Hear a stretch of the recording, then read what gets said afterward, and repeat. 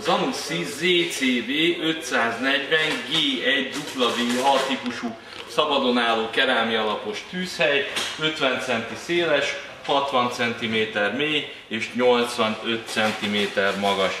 4 főzőzónát találhatunk rajta, átlósan megegyező méretűeket. A főzőfelület hátuljánál található egy gőzelvezető nyílás, a sütőben keletkezett gőz és pára ezen keresztül tud távozni, így amikor kinyitjuk a sütőajtót, nem csap ki a gőz.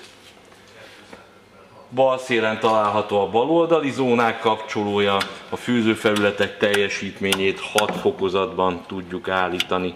Mellettük található a sütőtermosztát kapcsoló, 50-től 250 fokig lehet beállítani a sütő hőmérsékletét, a kis kontrolllámpa mindig akkor alszik el, amikor a sütő elérte a beállított hőfokot. Jobb oldalt található a 2 jobboldali zóna kapcsolója, mellettük pedig a sütőfunkció választó, alsó-felső sütés, csak alsó sütés, csak felső sütés, illetve grill funkciók közül választhatunk. A kis kontrolllámpa mindig világít, amikor be van kapcsolva a sütő. Kényelmes nagyméretű ajtónyitó fogantyúja van a sütőajtónak, panoráma ablakkal rendelkezik, ez egy A energiaosztályú sütő. Újdonság a könnyen szétszedhető és tisztán tartható sütőajtó, az üvegeket is könnyen tudjuk tisztítani.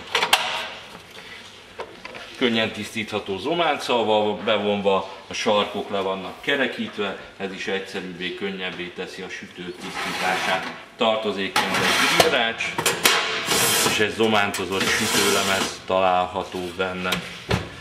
Alul található egy praktikus lenyitható edénytároló rekesz, a használaton kívüli tepsiket és serpenyőket itt tudjuk tárolni. A energiaosztályú sütővel van ellátva, könnyen szétszedhető és tisztán tartható ajtóval.